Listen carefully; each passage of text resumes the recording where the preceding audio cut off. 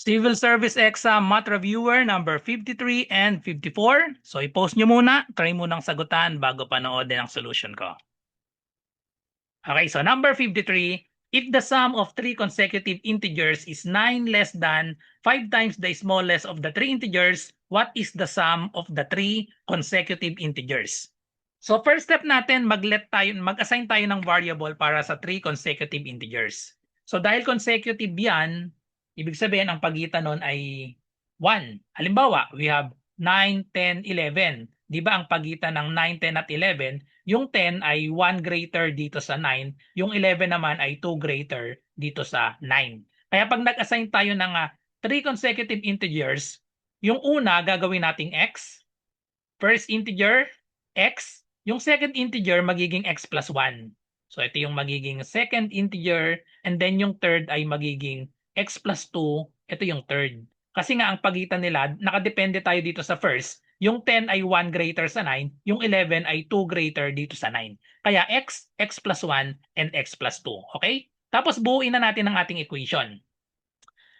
Sabi, if the sum, ayun, sum daw nitong tatlo. Pag inad natin itong tatlo, if the sum of the three consecutive integers is 9 less than. So, unahin muna natin yung sum. I-add natin yung tatlo. We have x plus 1 plus x plus 2.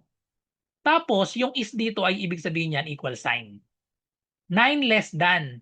Ibig sabihin nung 9 less than, subtract lang tayo ng 9. 9 less than, subtract tayo ng 9 dito sa sunod na phrase natin. 9 less than 5 times. 5 times the smallest of the three integers. Ano ba yung smallest? Ang smallest ay itong first. I-multiply natin sa 5. Magiging siyang 5x minus 9. Ilapit lang natin ng konti yung 9. Okay? So yan na ang ating working equation. Solve for x na lang tayo. Pag nasolve na natin yung x, yun yung first. Masosolve na natin yung second and third. Okay, so combine natin lahat ng x. Meron tayong tatlong x dito. So therefore, that is 3x. And then yung numbers naman natin, positive 1 and positive 2. So we have positive 3 is equal to 5x minus 9. Pagsamahin natin yung 3x tsaka yung 5x. Yung mas maliit, yun ang ililipat natin para maiwasan na natin yung negative sign. So itong 3x mas maliit sa 5x, so subtract tayo ng 3x to both sides. Okay, so pag nag-subtract ng 3x to both sides, cancel na yan, 0 na yan. So we have, dito natin isulat, 3 is equal to 5x minus 3x, that is equal to 2x minus 9. And then ito namang negative 9, ilipat natin sa kabilang side. So add 9 to both sides. Okay, so add 9 to both sides. So this is now 0. Therefore, 2x na lang ang nasa right side natin. 3 plus 9, that is equal to 12. Last step, divide natin both sides by 2 at masosolve na natin ang value ng x. Yung smallest integer natin, x is equal to 12 divided by 2, 6. So therefore, ang first number natin ay 6. Ang second natin ay 7. Ang third natin ay 8. Pag inad natin ang tinatanong, what is the sum of the three consecutive integers? Pag inad natin 6, 7, 8, the answer is 21. Letter B. So next, number 54. Burahin muna natin. Number 54, the sum of three numbers is 94. The first number is 3/5 of the second, and the second is 4/3 of the third. What are the three numbers? So pwede tayong bumase dito, yung first number, nakabase siya dito sa second. Tapos yung second number naman, nakabase siya sa third. Kaya ang gagawin ko dito, ang ililet kong x, yung third number. Okay? Third number kasi yung second nakabase sa third, tapos yung first nakabase sa second. Kaya ililet kong x ay yung third number na lang. Okay, so kung alam na natin yung third number is x. Ang second daw, second is 4/3 of the third. So ang second number natin gagawin kong y. Ang y ay equal sa 4/3 of the third. So lagyan natin ng 4/3. Yung third number natin ay x. So 4/3 of x. So ito yung equation number 1 na, number 2 natin. Okay? So next naman, yung first number naman natin, first number is 3/5 of the second. 3/5 of the second. So lagyan natin ng variable letter z na lang yung first number natin, letter z. The first number is 3/5. 3/5 daw siya. 3/5 of the second.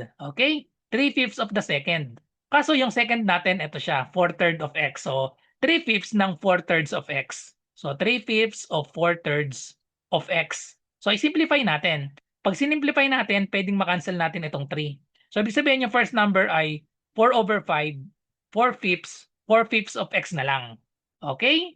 So, meron na tayong ito yung third number, ito yung second, ito naman yung first. Ngayon, gamitin natin yung isa pang condition. Ito sa first statement natin, the sum of the three numbers is 94. So, i-add na natin.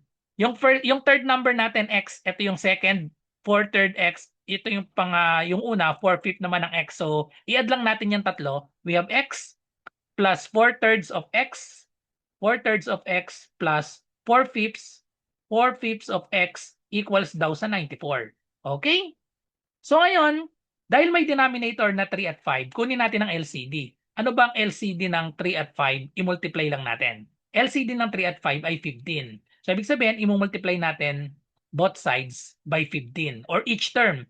Each term i-multiply natin sa 15. So we have 15 times x plus 15 times 4/3 of x plus 15 times 4/5 of x is equal to 94 times 15. Okay. So, solve for x na lang tayo. So, this is 15x plus makakancel ito.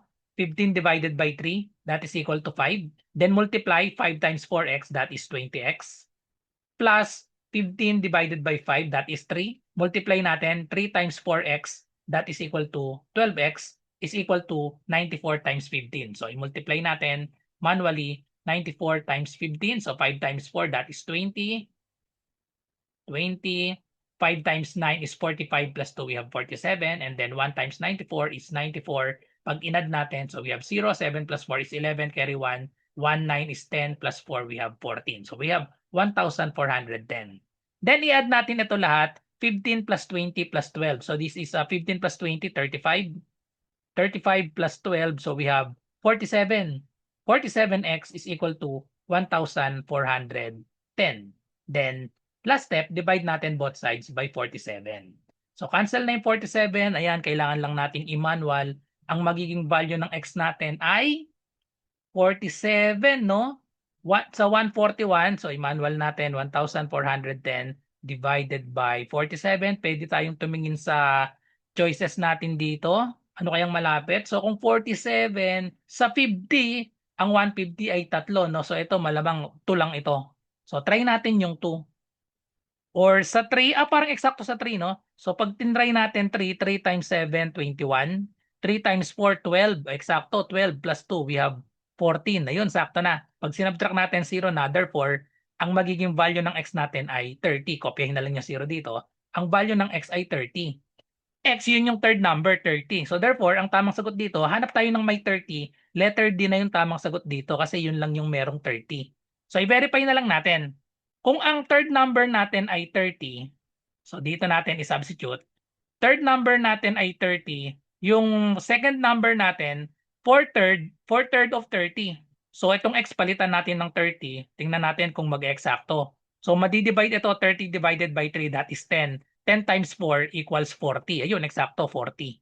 And then last, 4/5 of x naman. So itong 4/5 of x, palitan natin yung x ng 30. So try natin, 30 divided by 5, that is 6. Pag minultiply, 4 times 6 is equal to 24. Ayun, eksakto. 24, 40, and 30. So letter D ang tamang sagot.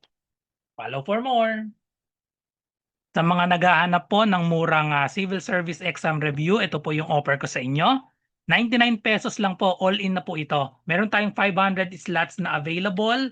Ito po yung mga inclusion niya. 10 days math and logic tutorial via Zoom. Online po ito ha. So ang schedule na itong 10 days, ito po.